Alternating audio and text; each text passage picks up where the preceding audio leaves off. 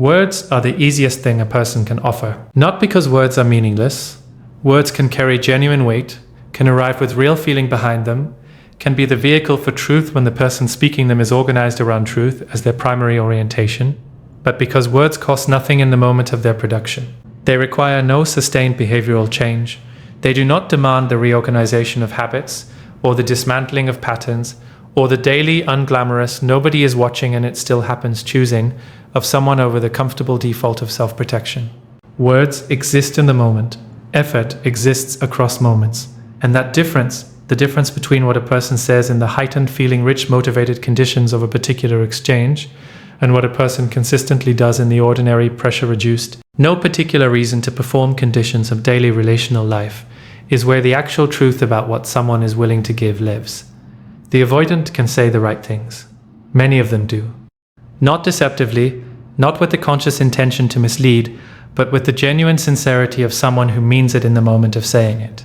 Who feels, when the words are being formed and expressed, the full weight of what they are claiming. Who is not lying when they say they care, when they say they want this, when they say things will be different, but meaning something in the moment of saying it and being willing to sustain the behavioral reality of that meaning across the ordinary moments when nobody is asking and the feeling is not acute and the comfortable default of the pattern is right there, available, familiar. Offering its usual promise of managed distance and reduced exposure, those are two entirely different commitments, and the difference between them is visible only in one place: the effort. Effort, in the context of intimate relationship, is not the grand gesture, is not the dramatic demonstration of feeling that arrives in the heightened emotional conditions of a significant moment, the apology, the declaration, the reaching back after loss. Those things have their own significance, but they are produced in conditions that are not representative of the ordinary relational conditions where the pattern has always been most powerful. Effort is the small, consistent, unremarkable thing. The choosing to show up when showing up requires overriding the habitual pull of the avoidant pattern. The reaching out when the nervous system's default is to wait and see if the other person reaches first.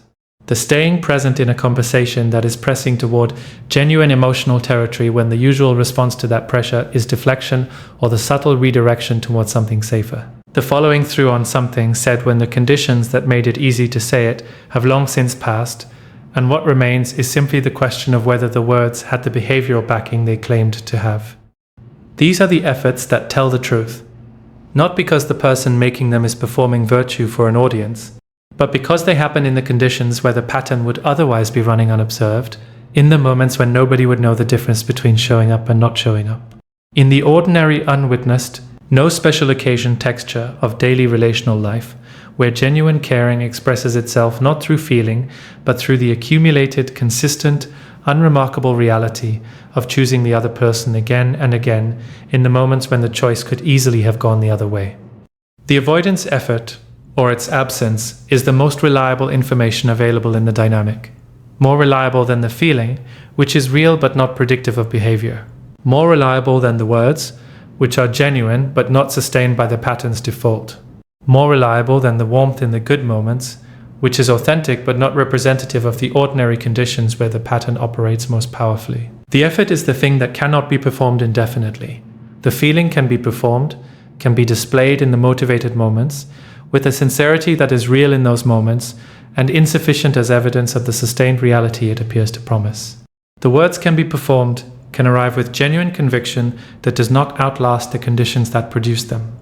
But effort cannot be sustained as performance. It requires actual choosing, actual overriding of the habitual, actual daily decision to show up differently than the pattern's default would produce.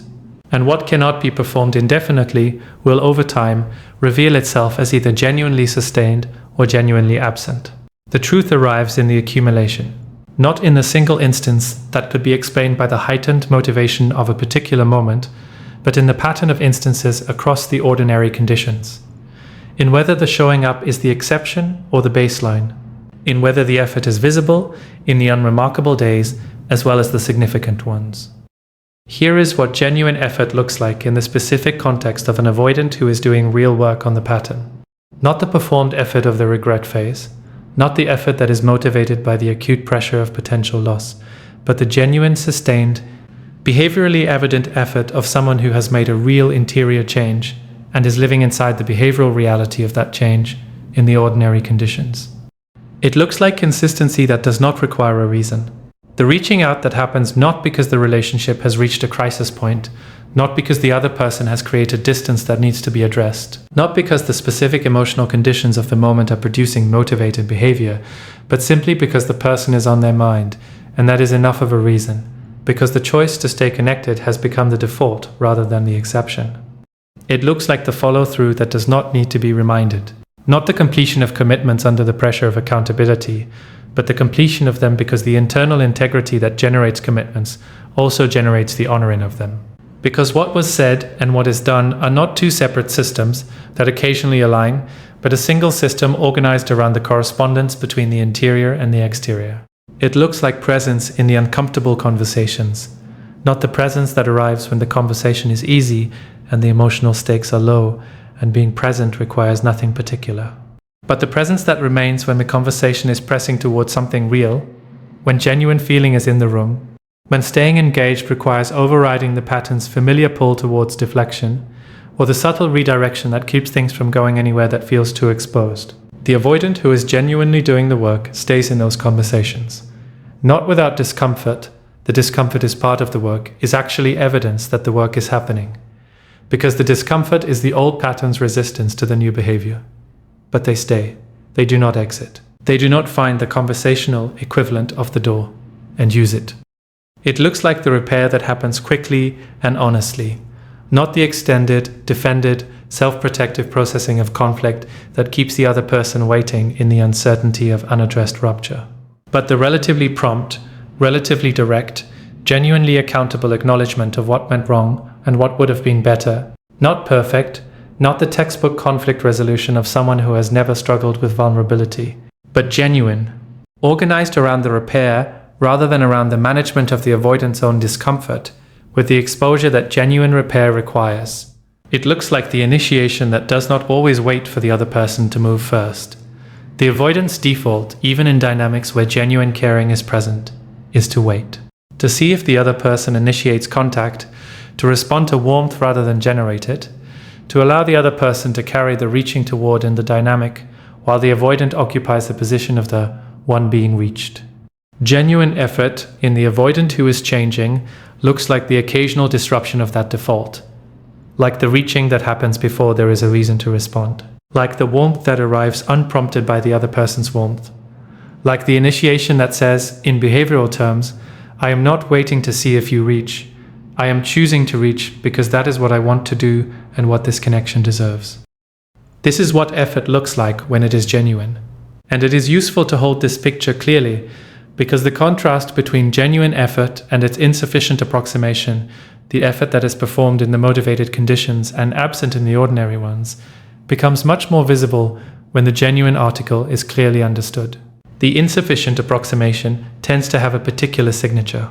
It tends to appear in concentration around moments of heightened emotional stakes, when the connection is threatened, when the other person has created distance, when the specific pressure of potential loss is activating the avoidance behavior in the direction of pursuit rather than management. In those conditions, something that looks like effort appears. The reaching out, the expression of feeling, the showing up in ways that the ordinary conditions do not typically produce. And then the conditions normalize. The pressure reduces, the threat of loss recedes, the other person is back within reach. And the effort, the specific motivated heightened conditions effort, gradually returns to the absence or near absence that characterized the dynamic before the heightened conditions arrived. This pattern is not effort, it is reactivity. It is behavior that is determined by the conditions of the moment rather than by a genuine interior change that produces consistent behavior across all conditions. And reactivity, however genuine its feeling in the moment, is not the foundation on which genuine relational trust can be built. Trust, the specific relational, this person will show up quality of trust that genuine intimate connection requires, is built from the accumulation of consistent effort in the ordinary conditions. From the evidence gathered across the unremarkable days that the person is choosing the connection when there is no particular external pressure to do so. That the showing up is the default, not the exception, motivated by crisis. The avoidant dynamic tends to produce the opposite of this accumulation. It tends to produce the accumulation of evidence that the showing up is conditional, that it appears in the heightened conditions and recedes in the ordinary ones, that it is motivated by the pressure of potential loss rather than by the genuine interior orientation toward the other person as someone worth consistently choosing. And that accumulation, the evidence gathered across the ordinary days of insufficient, conditional, pressure-dependent showing up, is what the body carries long after the acute phases of the dynamic have passed. The body does not track declarations. It tracks patterns. It accumulates the evidence of what consistently happened and uses that evidence to calibrate the nervous system's sense of safety in the connection. The nervous system of the person who has been in an avoidant dynamic has been calibrated over the repeated experience of the pattern toward a particular kind of vigilance, a low-level, ongoing monitoring of the other person's temperature and availability, a background tracking of the signals that might indicate the withdrawal is coming, a habitual, energy-consuming readiness for the warmth to be managed back to something cooler. That calibration does not reset because the avoidant says the right things.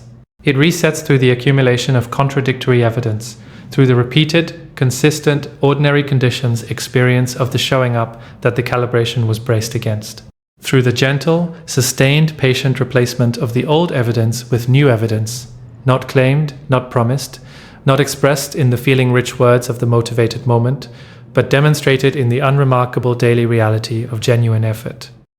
This is why paying attention to effort rather than words, rather than feeling, rather than the specific quality of the good moments, is the most accurate and most self-respecting thing available in a dynamic with an avoidant. Not because the words are false, not because the feeling is manufactured, not because the good moments are not genuinely good, but because none of those things, however real in themselves, are the reliable indicator of what the sustained behavioral reality of the connection will actually be. They are moments, they are peaks, they are the heightened conditions expressions of something that may or may not be sustained in the ordinary conditions where the pattern has always been most powerful. Effort in the ordinary conditions is the only reliable indicator, the only thing that cannot be generated by the motivated moment and will not sustain itself past the motivated moment if the genuine interior change that sustains it is absent. Effort in the ordinary conditions is the pattern itself, changed. Not the feeling of wanting to change the pattern. Not the words that claim the pattern has changed. The actual, behavioral, day-to-day, nobody is watching reality of a pattern that operates differently than it did because something genuine shifted in the person operating it. Paying attention to that, training the perception toward the ordinary days rather than the extraordinary moments, toward the consistency rather than the peaks, toward what happens when there is no particular reason to perform, rather than what happens when the emotional stakes are high, is not cynicism, is not the suspicious monitoring of someone who has decided the avoidant cannot be trusted and is looking for evidence to confirm the decision. It is the most loving and the most accurate form of attention available, because it gives the avoidant who is genuinely changing the opportunity to demonstrate that change in the only form that actually matters, in the form that cannot be performed indefinitely, in the form that, if genuine, will accumulate into the evidence that gradually, genuinely, at the level of the nervous system, rather than the level of hoping, restores the sense of safety that the pattern eroded. And it gives the person paying attention the most reliable information available about whether what is being offered is the genuine article or the sufficient approximation of it, not based on what they are told, not based on what the feeling of the good moment suggests, based on what the ordinary days accumulated over sufficient time actually reveal. Effort never lies, not because every effortful act is a complete expression of genuine change, but because the pattern of effort across the ordinary conditions is the most accurate reflection available of what a person is actually willing to give when the giving costs something real. When the showing up costs the override of the pattern's comfortable default, when the staying present costs the discomfort of genuine exposure, when the following through costs the sustained behavioral commitment to something said in a moment that has long since passed, when the initiation costs the vulnerability of reaching without the guarantee of being received. Those costs are real, and what a person is willing to pay them for, consistently, in the unremarkable days, without the external motivation of heightened stakes, is the truest available answer to the question of what they genuinely value. Watch the effort, not the words, not the feeling, not the quality of the best moments. The effort in the ordinary ones. It will tell you everything. It always does. The ordinary moments are where the truth lives, not in the grand declarations or the emotionally charged exchanges or the specific interactions that both people will remember because they carried the weight of something significant being said or felt or acknowledged. Those moments have their own reality, but they are not the moments where the pattern is most visible or most accurately read. The pattern lives in the Tuesday afternoon, in the unremarkable Wednesday evening, in the Thursday morning that has no particular significance, no heightened emotional stakes, no external pressure-producing behavior that would not otherwise be present. In the moments that neither person will particularly remember because nothing dramatic happened, because the interaction was simply the ordinary texture of two people in a dynamic together, and the texture was either nourishing or it was not. And the presence was either genuine or it was managed, and the effort was either there or it was absent. Those are the moments that accumulate into the body's knowledge of the relationship, not the peaks, the texture, the daily, unremarkable, repeated experience of what it actually feels like to be in this connection, when nothing in particular is demanding that it feel any specific way. The person who has been in an avoidant dynamic tends to have a body knowledge of the texture that is considerably more accurate than the mind's accounting of the peaks.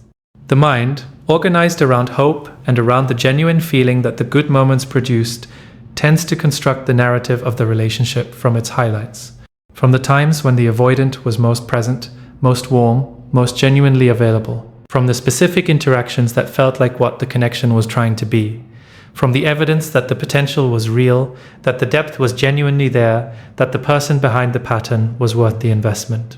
The body keeps a different record. The body tracked the texture, the Wednesday evenings, the Thursday mornings, the accumulation of ordinary interactions that were slightly less warm than the situation warranted, slightly less present than the other person deserved, slightly more managed than genuine connection should need to be. The body knows the pattern in its actual expression, not in its peaks, but in its average. And the average of an avoidant dynamic is not the peak. The average is the managed, the rationed, the slightly held back quality of someone who is in the connection but not fully available to it. Paying attention to effort means learning to trust the body's record over the mind's narrative. This is genuinely difficult. Not because the body's record is obscure or difficult to access. It tends to be quite available, quite present, quite insistent when honestly consulted, but because the mind's narrative has a compelling quality that the body's record lacks.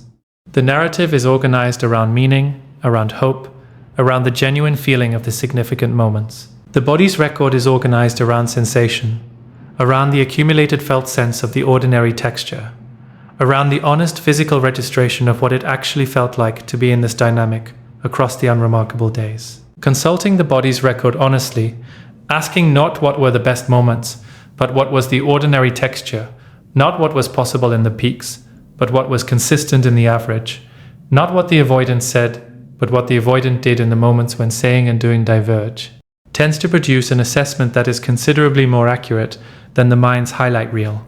And that accurate assessment is the foundation for genuine discernment about effort, about whether what is being offered is the genuine, sustained, ordinary conditions effort of someone who is actually showing up differently, or the periodic, motivated, heightened conditions behavior of someone whose pattern is intact and whose effort is a feature of the exceptional moments rather than the baseline. There is a specific practice available here that is worth naming concretely, because the understanding of it in the abstract does not automatically produce the capacity to do it in the specific emotional conditions of an actual dynamic with an actual person toward whom genuine feeling exists. The practice is the deliberate, honest, non-narrative accounting of the ordinary days. Not the memorable interactions, those are easy to account for because they are already prominent in the mind's record, but the unremarkable ones, the texture, the average. In the specific context of the avoidant dynamic, this accounting tends to reveal something that the narrative obscures. It tends to reveal the ratio between the interactions where the presence was genuine and the interactions where it was managed, between the moments where the effort was visible and the moments where its absence was the actual content of the exchange, between the times when the avoidance behavior communicated you are worth showing up for in the ordinary conditions and the times when the behavior communicated I am here but I am not fully here. And the gap between those two things is the actual shape of what is being offered. That ratio, the honest, accumulated, non-narrative ratio of genuine effort to its absence across the ordinary days, is the most accurate information available about what the dynamic is actually providing, not what it is claiming to provide. Not what it provides in its best moments, what it actually provides in the texture of the daily experience. When the ratio is honest, it tends to produce a particular recognition, not necessarily a dramatic one, not always the sudden, clear, this is obviously insufficient recognition that makes the decision about the dynamic feel simple. More often, a quiet, slightly uncomfortable, gradually unavoidable recognition that the ordinary texture has been asking more of the person receiving it than it has been returning. That the maintenance of hope across the ordinary days has required a sustained effort on the receiving end, the effort of continued interpretation, continued generous reading of insufficient behavior, continued investment of attention and care and emotional generosity in a space that is returning something real, but something less than adequate. And that the asymmetry of that effort, the person in the dynamic working to maintain the connection that the avoidant is providing less than half of the work to sustain, is itself a form of information about what the dynamic is actually asking, about what the genuine effort ratio looks like when both sides are honestly accounted for. Genuine mutual effort looks different from this.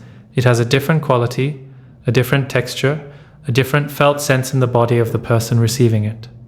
It does not require the sustained interpretive labor of someone who is working to make insufficient behavior adequate through the quality of their own generous reading. It does not produce the specific chronic low-grade exhaustion of someone who is carrying more than half of the relational weight and has normalized the carrying to the point where the weight no longer registers as exceptional. Genuine mutual effort feels like being met, like the reaching toward the other person being something that the other person is also doing, not always in perfect synchrony, not without the ordinary friction of two different people bringing two different interior landscapes to the same connection, but consistently enough that the single directional quality of the avoidant dynamic is simply not present. The effort is shared, the weight is distributed, the relational labor is something both people are doing rather than something one person is doing while the other benefits from the doing. When genuine mutual effort is present, the body's record and the mind's narrative are not in tension. They tell the same story. Because the ordinary texture and the significant peaks are not radically different in their quality. Because the consistency of genuine effort means that the good moments are not exceptions to an otherwise insufficient baseline, but simply the more vivid expressions of a baseline that is itself genuinely nourishing. That alignment, the body's record and the mind's narrative pointing in the same direction, the ordinary texture and the significant peaks made of the same stuff, is what genuine reciprocal effort produces in the experience of the person receiving it. It is recognizable when it arrives, distinctly, undeniably recognizable, precisely because of the contrast it creates with the avoidant dynamic's characteristic misalignment. The avoidant who is genuinely changing will produce a gradually shifting ratio, not immediately, not from one day to the next in a transformation that is too clean and too complete to be credible, but over sufficient time, in the honest accounting of the ordinary days, the ratio will shift. The texture will change. The body's record, consulted honestly, will begin to contain more instances of genuine presence and fewer instances of managed distance. More moments of the effort that cost something real and less of the comfortable default of the pattern's familiar operating. This shift, if it is genuine, will be visible not just in the significant moments, those were already the avoidant's strongest territory, the conditions where the motivated behavior was most easily accessed. It will be visible in the unremarkable ones. In the Tuesday afternoons and the Wednesday evenings and the Thursday mornings that are not asking for any particular quality of presence, but are simply the ordinary texture of a dynamic being lived in daily. If the shift is genuine, those moments will begin to feel different.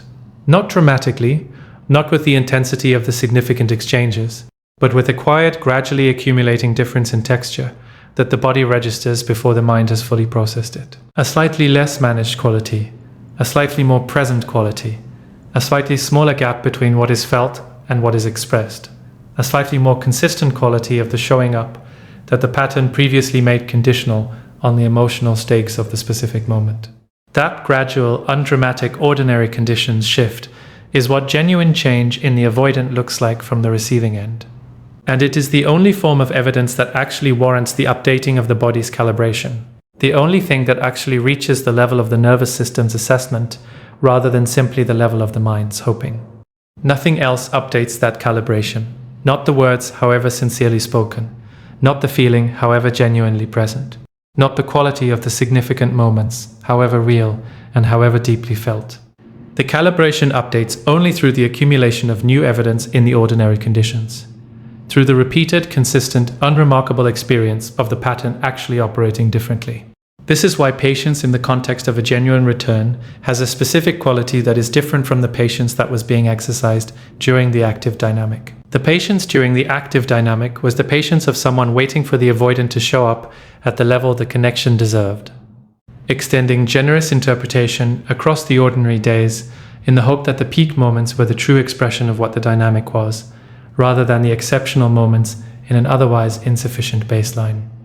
The patience of genuinely waiting for demonstrated change is different in its interior quality. It is not organized around hoping the ordinary texture is better than it appears. It is organized around honestly assessing whether the ordinary texture is actually changing over time. It is not the patience of someone who is giving the benefit of the doubt. It is the patience of someone who is watching, accurately and without narrative distortion, whether the benefit of the doubt is being earned. That distinction is everything.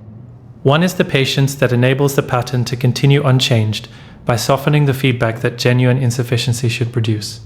The other is the patience that gives genuine change the time it requires to become visible in the only form that actually counts, the accumulated evidence of the ordinary days.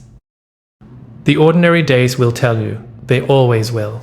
They have always been telling you, in the honest body-level record that the mind's narrative was covering, with the more comfortable story of the peaks and the potential and the genuine feeling that was always real underneath the insufficient behavior.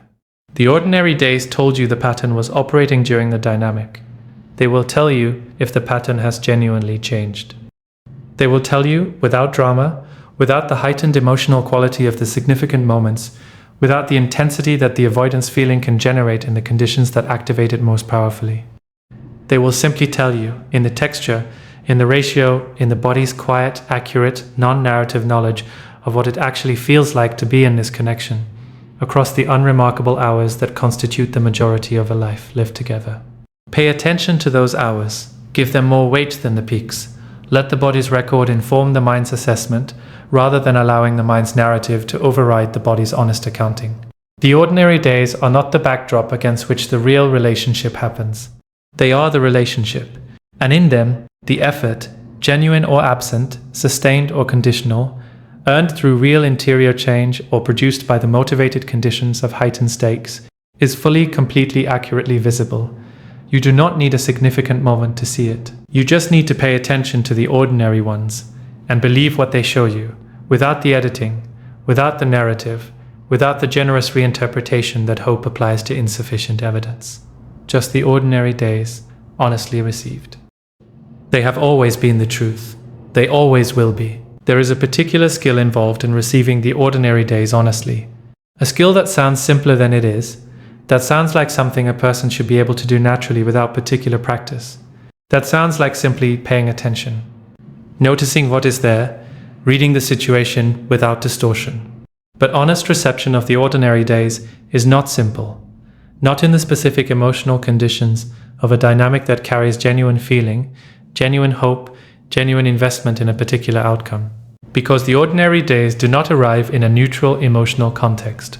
They arrive inside the ongoing experience of caring about someone, of wanting the connection to be what it is trying to be, of having the genuine feeling for the person running as background context for every interaction, coloring the perception, providing the motivation to read ambiguous evidence in the generous direction rather than the accurate one. That coloring is not a character flaw. It is love doing what love does, extending toward the person, toward the possibility of the connection, toward the version of the dynamic where the potential becomes actual. Love is not a neutral perceptual state. It is an interested one. And an interested perceptual state will, without deliberate corrective effort, tend to interpret ambiguous evidence in the direction of the interest. The avoidant dynamic is full of ambiguous evidence. That is part of its characteristic texture. The behavior is rarely definitively cold, rarely the unambiguous, impossible to generously interpret absence of effort that would make the assessment easy. It tends to exist in the territory of almost. Almost enough, almost consistent, almost present in the way genuine presence feels. The warmth is real but slightly rationed. The effort is visible but slightly conditional. The showing up is genuine but slightly less than what the situation warranted. Almost. And almost, in the context of genuine caring, is the territory where the generous interpretation lives. Where the mind says, perhaps the slight insufficiency was circumstantial, perhaps the slight distance was about something other than the pattern, perhaps the almost enough is moving toward enough, and what looks like almost is actually the edge of something that is genuinely developing. The generous interpretation is not wrong to exist. It is part of what genuine love looks like. The willingness to extend the benefit of the doubt, to not immediately pathologize every instance of less than perfect showing up. To hold the full complexity of another human being, rather than reducing them to the worst version of what their behavior could mean. That generosity is a quality, not a flaw. The problem is not the generosity. The problem is the application of generosity to a pattern rather than to an instance. The distinction matters enormously. Applying generous interpretation to a specific instance of less than ideal behavior is appropriate and loving. The person had a difficult week. The conversation happened at a bad time. The specific circumstances of that day produced behavior that was not representative of the genuine orientation. One instance of insufficient showing up does not constitute a pattern and should not be read as one. But applying generous interpretation to a pattern, to the repeated accumulated across the ordinary day's evidence of behavior that consistently falls slightly short of genuine full presence, is a different thing. It is no longer reading a single instance charitably. It is declining to see the pattern that the accumulation of instances is clearly indicating. It is choosing the comfort of the charitable reading over the accuracy of the honest, one instance by instance. Until the instances have added up to months or years, and the pattern is undeniable, but has been individually explained away so many times that the overall picture has never been allowed to form clearly. This is the specific mechanism through which the avoidant dynamic sustains itself in the perception of the person inside it. Not through a single dramatic deception.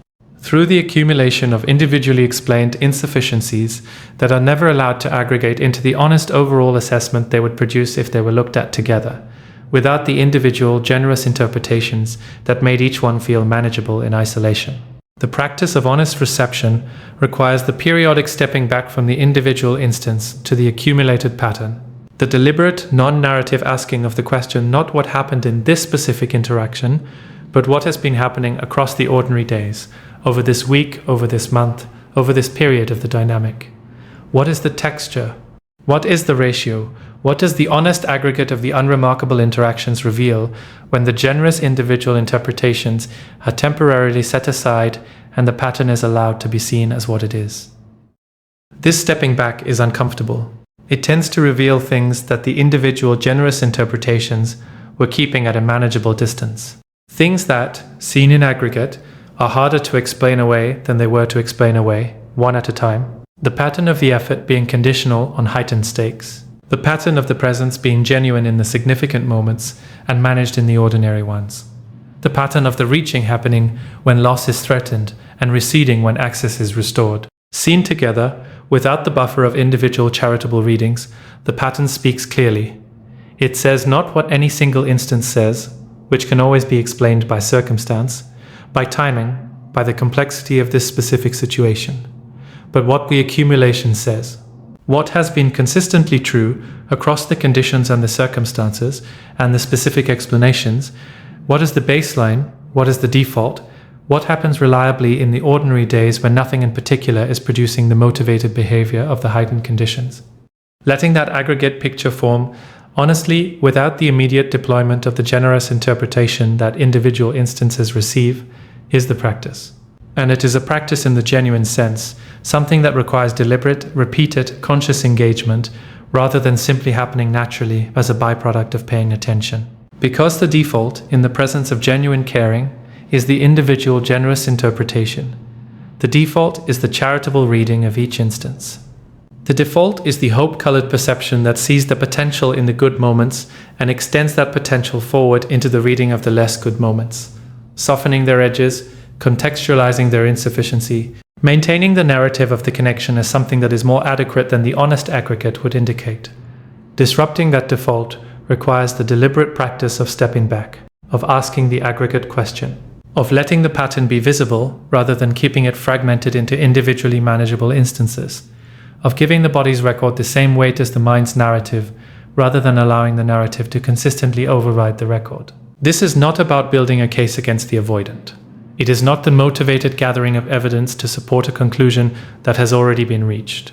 It is the honest, balanced, genuinely open assessment of what the accumulated ordinary days actually show, without the inflation of the good moments and without the minimization of the insufficient ones. The accurate picture, the one that is neither the best case narrative nor the worst case narrative, but the actual honest, this is what has consistently been true picture. That picture, when honestly formed, tends to produce one of two recognitions. Either the picture shows genuine sustained effort in the ordinary conditions, the gradual, imperfect but real accumulation of evidence that the pattern is actually operating differently, that the showing up is genuinely becoming more consistent, that the texture of the ordinary days is changing in the direction of mutual presence rather than managed distance. Or it shows the pattern intact. The ordinary days still organized around the familiar avoidant default, the effort still concentrated in the heightened conditions, the texture still slightly less than what genuine full presence would produce. Both recognitions are valuable. The first is the evidence that the trust the body's calibration lost is being genuinely behaviorally earned back. It is the information that warrants the updating of the nervous system's assessment, not because it was told to update, not because the words promised it should, but because the accumulated evidence of the ordinary days is actually contradicting the pattern that the calibration was based on. The second is the information that allows a genuinely informed decision, not a decision made in the confusion of the individual moments, each of which could be charitably read, not a decision made from the frustration of a particularly insufficient interaction that might not be representative, but a decision made from the honest aggregate of what has consistently been true, which is the most solid, most accurate, most reliable foundation for a decision about continued investment that exists. Decisions made from the honest aggregate are different in their quality from decisions made in the emotional conditions of particular moments. They are more durable, less susceptible to being reversed by the next good moment or the next instance of the avoidant's genuine feeling expressing itself in the heightened conditions. They are made from a broader base of information, taking into account not just what is true right now, but what has been consistently true across sufficient time and sufficient ordinary conditions to constitute genuine evidence of the pattern's actual shape. This durability matters, because one of the specific challenges of the avoidant dynamic is the way that good moments, genuine feeling rich, the connection being what it can be at its best, can repeatedly reset the assessment that the accumulated insufficient ordinary days have been building toward. Each good moment arrives and the assessment softens. The narrative of the potential reasserts itself. The particular quality of the genuine connection in its best expression reminds the person of why the investment continued and creates the felt sense that the connection is closer to adequate than the ordinary days had been suggesting. And then the ordinary days resume, and the texture returns to what it was, and the assessment begins building again toward the recognition that the insufficient pattern was speaking more accurately than the good moments were. This cycle, the ordinary days building the honest assessment, the good moments resetting it, the ordinary days building it again, is one of the mechanisms that sustains the avoidant dynamic across longer periods than the genuine adequacy of the offering would otherwise warrant. The good moments function as resets, as relief, as the repeated arrival of just enough of the genuine connection to make the sustained insufficiency of the ordinary days feel like a condition worth continuing to invest in. Seeing this cycle clearly, naming it honestly as a cycle rather than as progress, recognizing the good moments as genuine but not as indicators of the overall trajectory, holding the reset function of the peaks without allowing the peaks to override the honest aggregate, is itself a significant shift in how the dynamic is being perceived and engaged with. It does not require the abandonment of the good moments as real. They are real. The genuine feeling in them is real. The quality of the connection at its best is real and worth acknowledging as such. But their reality does not make them representative. And their genuine quality does not constitute evidence that the ordinary texture is adequate when the honest aggregate of the ordinary texture is saying otherwise. Both things can be true simultaneously. The peaks can be genuinely, beautifully real, and the ordinary baseline can be genuinely, honestly insufficient. And the decision about continued investment deserves to be made from the honest assessment of the baseline rather than from the emotional quality of the peaks. Because a life is not lived in the peaks. It is lived in the ordinary days, in the texture, in the accumulated unremarkable hours that constitute the majority of the actual experience of a connection. And what those hours feel like, honestly, without narrative, without the generous individual interpretations that soften the honest aggregate, is the most important information available about what the dynamic is actually providing. Effort in the ordinary days is the foundation of everything that makes genuine intimate connection sustainable over time. Not the effort of the significant moments, those are easier to access, more naturally motivated by the heightened conditions, less indicative of genuine pattern-level change. But the effort of the Wednesday evenings and the Thursday mornings, the effort that shows up when showing up, is not required by the emotional intensity of the moment, but simply chosen because it is what genuine caring produces as its default expression.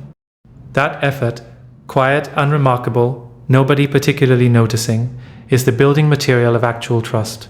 Of the body level, calibrated, genuinely earned sense that this person will show up. Not because the conditions demanded it, not because the stakes were high enough to motivate the behavior, but because they choose to, consistently, in the ordinary conditions, as the baseline rather than the exception. The avoidant who develops that quality of effort, who does the genuine, sustained therapeutic work that makes it possible for the ordinary days to contain as much genuine presence as the significant ones, is demonstrating something that cannot be manufactured by feeling or promised by words. They are demonstrating that the pattern changed, not that they wanted it to change, not that they felt, in the motivated moment, the genuine desire for it to be different, but that it is actually different, in the place where different is most difficult to produce and most impossible to fake. In the ordinary days, in the texture, in the effort that shows up when there is no particular reason it needs to, because the person it is showing up for is simply worth the showing up. That is the thing that effort, honestly attended to, will eventually reveal, whether it is present or absent, whether the pattern changed or did not, whether the ordinary days are becoming what they deserve to become, or whether they are still, quietly and without drama, telling the same story they were always telling. The story the body already knew, the story that the honest aggregate of the ordinary days has been patient enough to keep offering, until the person receiving it is finally, fully ready to hear it, and believe it, and act from it, without apology.